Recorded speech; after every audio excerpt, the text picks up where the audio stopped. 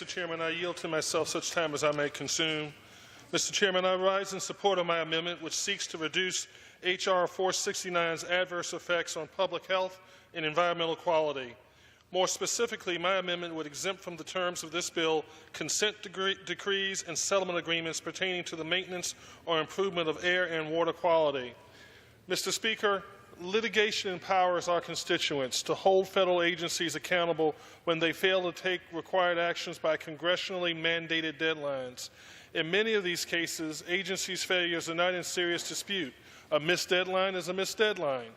Litigants' goals are simply to ensure that the law is followed quickly and in full. In such cases, it's not unusual and certainly not unreasonable for lawsuits to conclude with consent decrees or settlement agreements. As reported, this bill would introduce duplicative requirements and unnecessary barriers into the process by which the consent decrees and settlement agreements are reached. As a result, both tools would end up being used less often and less effectively. Across the board, that change would be a mistake, but would generally be disastrous with respect to pollution. Air and water quality are matters of public health. When to meet certain levels, people get sick and potentially die. The World Health Organization says that unhealthy environments kill more than 12 million people annually. In the United States, multiple studies have found that tens of thousands of deaths every year are attributable to air pollution alone. These figures, of course, do not begin to contemplate non-lethal effects of health and quality of life.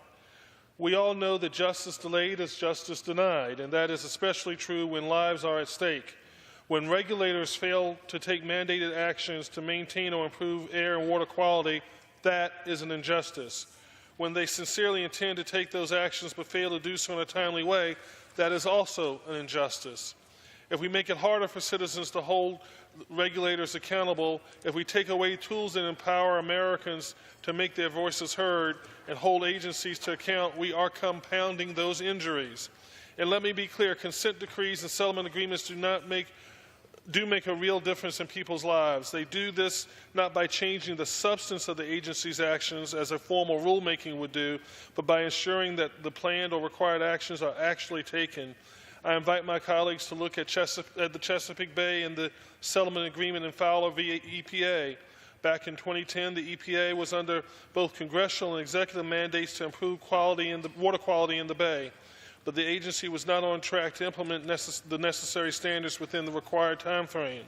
Citizens and public interest groups filed suit, and the case included a settlement agreement that established a concrete deadline for actions that the agency was already working towards, notably the imposition of the total maximum daily load, a binding limit on pollution in the watershed.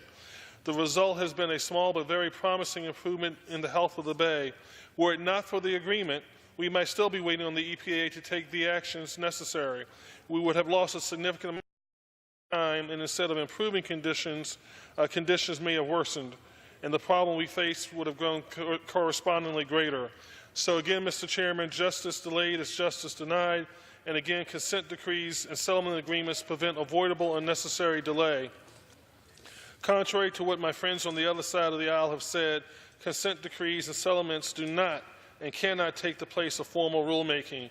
Existing federal regulations prevent agencies from using either tool to make commitments in excess of what relevant statutes provide. The GAO has explored whether deadline litigation affects the substance of agencies' actions. Overwhelmingly, they concluded it does not.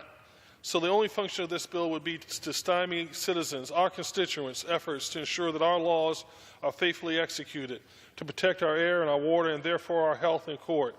My amendment would fix that problem in at least one area, and I urge its adoption.